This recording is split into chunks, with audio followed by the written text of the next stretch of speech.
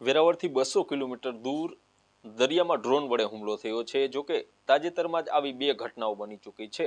ત્યારે ખાસ કરીને સુરક્ષા એજન્સીઓ સતર્ક બની છે. જોકે આ ડ્રોન હુમલો કરનાર કોણ છે અને તેમની મનસા શું છે તે જાણવાનો પ્રયાસ કરીશું. આપણી સાથે એર કમાન્ડર સુરેન્દ્રસિંહ ત્યાગી જોડાયા છે. તેમની પાસે જ પૂછીએ કે આ કોણે હુમલો કર્યો અને આ હુમલો શા માટે કર્યો. જી સર. असल में जो हुआ पिछले 7-8 दिन पहले, ये जो 2 हमले इन्होंने करे हैं, ये हौती रिबल के लोग हैं, यमन के बेसिक मूल रहने वाले हैं, और ये बड़े सालों से ये ऐसी चीज़ें करते रहते हैं, अटैक करते रहते हैं जहाज़ों पे छोटा मोटा। पर अब इन्होंने ड्रोन से अटैक करके बड़ा नुकसान करने की कोशिश करी। जैसे हमारे पहले जो हमारी कार्गो आ रही थी, उस शिप पे जो इन्होंने जो केमिकल प्लूटो था, एमवी केमिकल शिप था, उस पे जो अटैक करा उसमें एक्चुअली आग लगी। भगवान की कृपा से वो उसे कंट्रोल कर पाए और उसको जो है नुकसान नहीं हुआ और किसी भी क्रू का कुछ नहीं हुआ। तो उसमें 20 हिंदुस्तानी थे, एक वियतनामीज था, एक वियतनाम के थे। दूसरा अटैक उन्होंने 3-4 दिन बाद जो है हमारे एमवी साई बाबा पे किया, और ये साई बाबा वाला तो अरेबियन सी में किया, जो बहुत हमसे गुजरात कोस्ट से काफ़ी नज़दीक था। बिल्कुल ही हमारी EEZ जो 200 नॉटिकल माइल होती है, उससे थोड़ा सा ही बाहर था बस। और उस पे इन्होंने ये अटैक किया। तो ये कोई अच्छा साइन नहीं है। ये अटैक क्यों कर रहे हैं, ये भी सोचने की बात है। अटैक करने के कारण कुछ हो सकते हैं। उनमें से जो मेन कारण जो हमें लगता है, जो हमारे असेसमेंट किया गया है, उसमें एक तो ये है कि हिंदुस्तान का पिछले कुछ सालों में बहुत प्रोग्रेस अच्छी रही। ये समझो इस सेंचुरी में 2020 ज़ीरो से लेके 2000 से लेके हम लोगों ने हर चीज़ में बहुत तरक्की करी। पिछले 8-10 साल में तो बहुत ही आगे हम लोग बढ़ रहे हैं।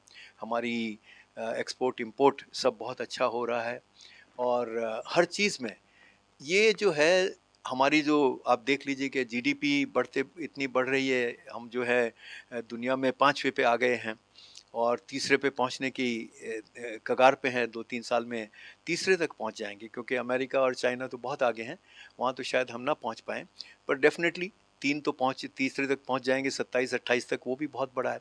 तो इसमें क्या है कि जो भी देश जिन पे इसका हमारी ग्रोथ का असर पड़ रहा है, ख़ासतौर से पड़ोसी देश, वो इसको चाहते हैं कि किस तरीके से डिले करा जाए। धीरे इसको करेंगे तो अच्छा है। हमें एकदम से इतना प्रोग्रेस नहीं होना चाहिए, इतना प्रोग्रेसिव नहीं होना चाहिए। इतनी हमारी तरक्की होगी तो उनको शायद अच्छा नहीं लगता है। तो एक तो ये कारण है। सॉरी, माफ़ कीजिएगा। एक तो कारण ये है। दूसरा कारण जो है कि ये इजी टारगेट हो जाते हैं। जो मर्चेंट शिप्स हैं उनके साथ ना कोई सिक्योरिटी वाले चलते हैं, कुछ होता नहीं है। तो क्या है कि रेड सी से ये बहुत शॉर्टकट हो जाता है। तो ये जो सारे दुनिया के इधर आने वाले सारे शिप, करीब समझे 100% रेड सी में से स्वेज कनाल के थ्रू हमारी तरफ आते हैं, अरेबियन सी में निकल के आ जाते हैं, और फिर हिंद महासागर में होते हुए अगर आगे जाना है तो वहाँ जाते हैं। तो इस पे उन्होंने स्वेज कनाल में अटैक किया। जो पहले अटैक किए थे वहाँ पे किया उन्होंने शिप पे। उन्हें ये था कि ये अटैक होगा तो ये स्वेज कनाल रुक जाएगी, तो शिप नहीं आना जाना कर पाएंगे। ये जो लोग हैं, हौती लोग जो हैं, ये हमास को सपोर्ट करते हैं।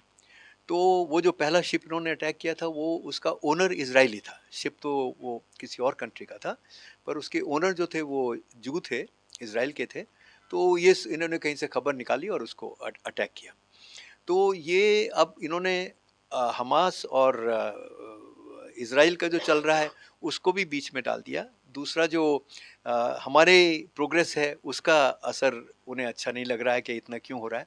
तो ये 2 मेन कारण हैं कि वो करते हैं। दूसरा, इजी टारगेट हो जाते हैं, शिपिंग वाले हैं। पर हमने अब डिसाइड कर दिया, हमारे रक्षा मंत्री ने 2-3 दिन पहले ही ये बात कही कि भाई हम जो है अपने शिप्स की, हमारी जो ट्रेड है उसकी पूरी प्रोटेक्शन करेंगे, और जिन्होंने हमारे जहाज़ों पे अटैक किया है उनको हम लोग ढूंढ निकालेंगे कहीं भी छुपे हों, और उनका हम लोग जो है पूरा एक्शन जो भी चाहिए लीगल लेके उनका वो पूरा एक्शन हम लोग लेके तभी सांस लेंगे। ये एक बड़ी अच्छी चेतावनी है। अब हमें क्यों इससे ज़्यादा हमारा ये है, क्योंकि ये जो हमारा 80% इंडिया का ट्रेड जो है वो इस रूट के थ्रू होता है। इसमें अभी इस साल का ही है, 105 बिलियन डॉलर का तेल का है, 106 बिलियन डॉलर का मर्सेंडाइज का है, 98 बिलियन डॉलर का हमारा एक्सपोर्ट का है। वो सब थ्रू इसके हुआ। तो अगर ये ही जब समझो अब इन्होंने ये अटैक करे और हम इसको नहीं प्रोटेक्ट कर पाए, तो शिप जो है सुएज कैनाल से नहीं आ पाएंगे। उन्हें फिर लंबा रास्ता लेना पड़ेगा जो साउथ अफ्रीका के नीचे से होके आना पड़ेगा, और वो उससे उनका जो जर्नी टाइम है वो 10 से 15 दिन बढ़ जाएगा। उसकी वजह से इंश्योरेंस बढ़ जाएगी, खर्चा बढ़ेगा तो फेयर बढ़ जाए, उसके रेट जो है टैरिफ रेट बढ़ जाएंगे, हर चीज़ उतनी ही महंगी हो जाएगी, और उसका डायरेक्ट असर पर जो है वो पड़ेगा, हर नागरिक पे पड़ेगा जो उन चीज़ों को खरीदते हैं। तो इसलिए ये करना चाह रहे हैं।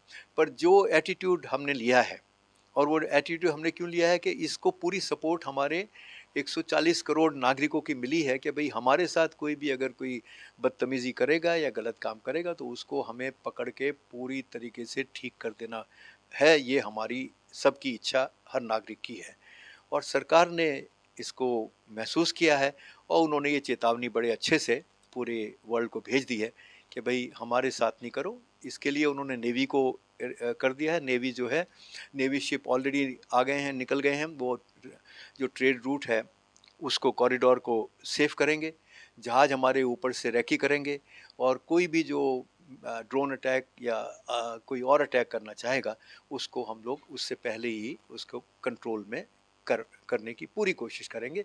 और मुझे तो पूरी वो है, आशा है कि इसको हम लोग करके ही रहेंगे, क्योंकि ये हमारे देश के इंटरेस्ट का मामला है। इसमें हम लोग कॉम्प्रोमाइज़ बिल्कुल भी कभी करना नहीं चाहेंगे, और हमारी सरकार इसके लिए कभी भी तैयार नहीं होगी कि इस पे हम लोग बातचीत करें और देखेंगे, सोचेंगे नहीं। अब कार्य करने का है, एक्शन करने का है, और वो एक्शन ऑलरेडी शुरू हो गया है। इसके बाद में हमें पूरी उम्मीद है कि हमारी जो मर्चेंटाइज का जो है वो सेलिंग जो है बहुत सेफ हो जाएगी, और मुझे पूरी आशा है कि इसमें हम लोग बिल्कुल ही सक्सेसफुल रहेंगे, बिल्कुल सफल रहेंगे। और मैं यही भगवान से प्रार्थना करता हूँ कि हमारे सब नागरिक जो है उनकी जो इच्छा है वो सरकार पूरी तरीके से पूरी करे, और हमें जो है बेमतलब का लोड, भार जो हमारे ऊपर लंबे रास्ते की वजह से पड़े, उसको वो कंट्रोल में कर पाएँ। यही कह के मैं ये कहना चाहूँगा कि ये एक प्रॉब्लम आई है, पता लग गया है, इसलिए इसका सॉल्यूशन भी निकल जाएगा पूरे तरीके से, और हमें बहुत जल्दी ही इसका पूरा सॉल्यूशन निकल पाएगा। जय हिंद। તો જે પ્રકારે વાત કરવામાં આવે તો એર કમાન્ડર સુરેન્દ્રસિંહ ત્યાગીએ જણાવ્યું કે ખાસ કરીને જે એક વૈશ્વિક મુદ્દો બની ગયો છે, કારણ કે ભારતીય એટલે કે ગુજરાતના દરિયા કિનારે ડ્રોન હુમલો થયો છે, ત્યારે ક્યાંક ને ક્યાંક જે પ્રકારે ભારતે પણ એક્શન લીધી છે અને સમગ્ર જે મામલો છે તેને કંટ્રોલમાં કરવા માટેની હાલ કવાયત શરૂ કરવામાં આવી છે. મનસુખ સોલંકી, આજકાલ ન્યૂઝ, જામનગર.